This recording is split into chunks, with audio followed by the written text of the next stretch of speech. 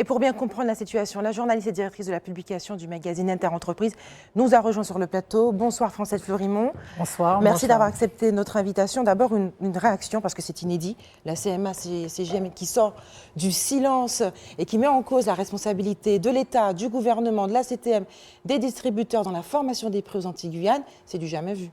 Alors déjà, je trouve que c'est une excellente chose qu'enfin on connaisse le visage du directeur des lignes Amérique latine et Caraïbes, parce que c'est vrai que depuis quelques années, peu avant le Covid, la CMA-CGM avait donné une indication à ses directeurs locaux de ne pas parler, donc impossible d'avoir de remontée d'informations, d'essayer de comprendre.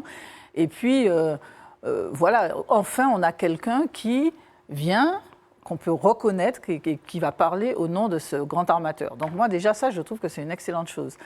Ensuite, ce qu'il dit, ce n'est pas une accusation formelle, selon moi. Il dit simplement... je suis pas, le regard, regardez ailleurs, il y a d'autres responsables. Donc déjà, moi, je fais un effort, mais je ne suis pas le seul à contribuer à la vie chère. Alors, il dit entre 5 et 10%.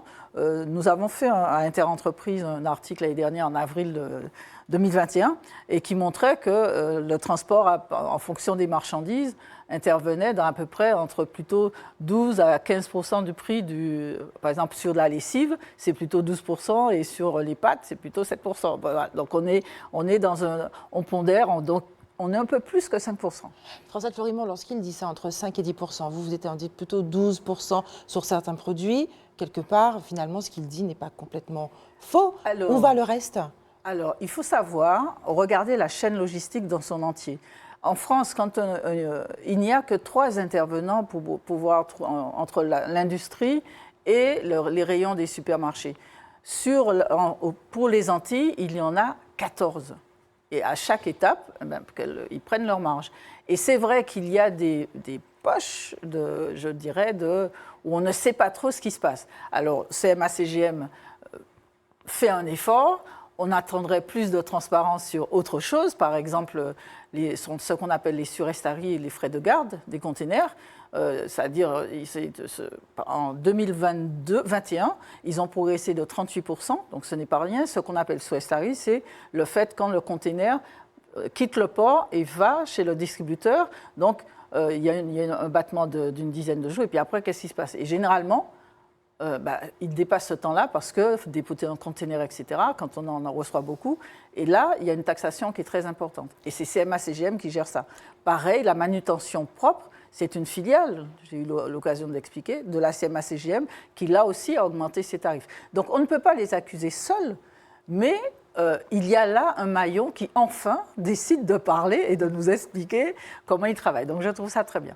Il y a une autre question aussi qui se pose, du coup, qu'est-ce qui pousserait un grand groupe comme la CMA-CGM à rogner un petit peu sur ses bénéfices, de passer à 750 € pour chaque conteneur au lieu de 500 initialement prévu?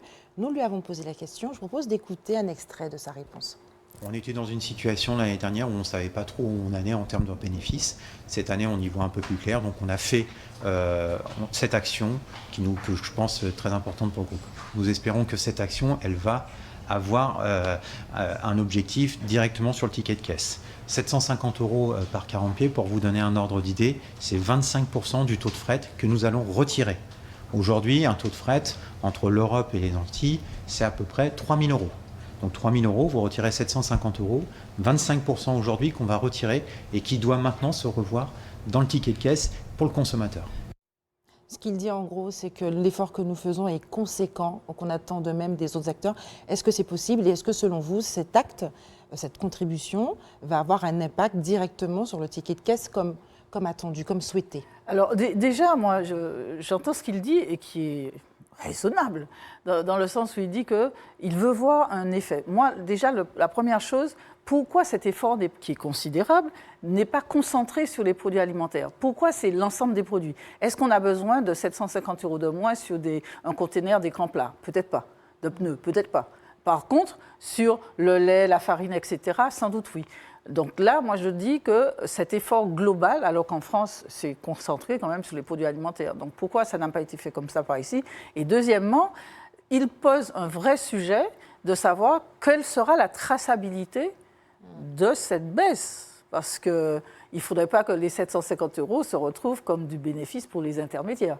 Et ça, c'est un vrai sujet. Et c'est un sujet sur lequel travaille, entre autres, l'Observatoire des marges, des prix et des revenus, qui, justement, a demandé à l'ensemble des distributeurs de leur fournir la liste des produits les plus achetés. C'est-à-dire, avant, il y avait une espèce de...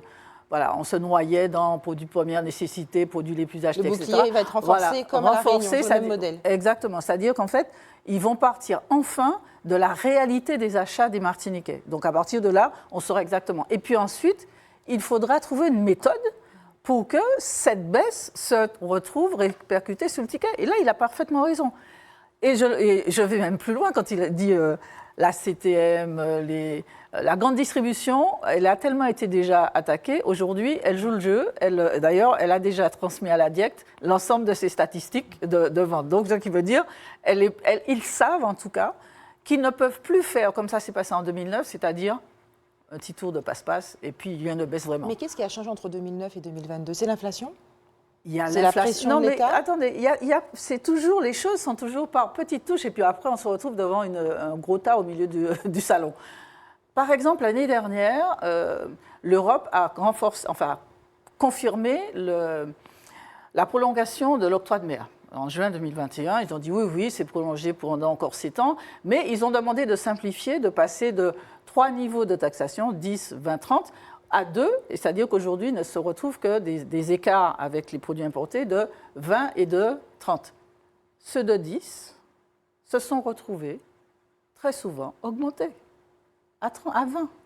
Ce qui veut dire que ça renchérit, l'octroi de mer renchérit bien le coût de la vie. Autre petite chose, la TVA. Aujourd'hui encore, alors qu'il y a un texte de loi qui est sorti depuis 20 ans, qui dit, Légifrance, quoi, c'est pas, qui dit que la TVA ne doit pas être appliquée sur l'octroi de mer régional et sur l'octroi de mer. Eh bien, la TVA est appliquée en dernier ressort, et ce qui veut dire qu'elle vient, elle aussi, renchérir l'octroi de mer, c'est-à-dire l'État gagne, les collectivités gagnent, et c'est le consommateur qui paye. Donc c'est pour ça que je trouve que c'est très intéressant qu'ils disent il faut qu'on puisse tracer les efforts et il faut que tout le monde fasse des efforts. Moi, je trouve ça plutôt bien. Alors, est-ce qu'il y aura des efforts et est-ce qu'il y aura un impact sur le ticket de caisse ? Ça, nous le saurons. En tout cas, tout le monde travaille. On se donne rendez-vous le 15 août ou à la fin du mois. Tout le monde travaille. Et puis, juste une petite précision, il y a 2 niveaux de négociation. Il y a un niveau local, donc on vient de CTM, etc. Et il y a aussi un niveau national. Ce n'est pas nous qui discutons avec CMA-CGM, c'est M. Bruno Le Maire, mais également avec des grands faiseurs de marques, les grandes marques, parce que sur les 10 dernières années, voire les 15, ces grandes marques ont installé des usines un peu partout dans le monde, alors que l'outre-mer bénéficiait de tarifs export, parce que tant qu'ils fabriquaient sous le continent, on était dans l'export. Aujourd'hui, depuis une dizaine d'années, nous sommes dans les tarifs France. Donc, ce qui veut dire que le petit lu part du même tarif que s'il était à Nogent-le-Rotrou qu'à vendu en Martinique. Et ça, ce n'est pas possible, quoi. Parce que derrière, il y a cette chaîne logistique incompressible. Merci Francelle Fleurimond d'avoir accepté de nous éclairer sur ce sujet.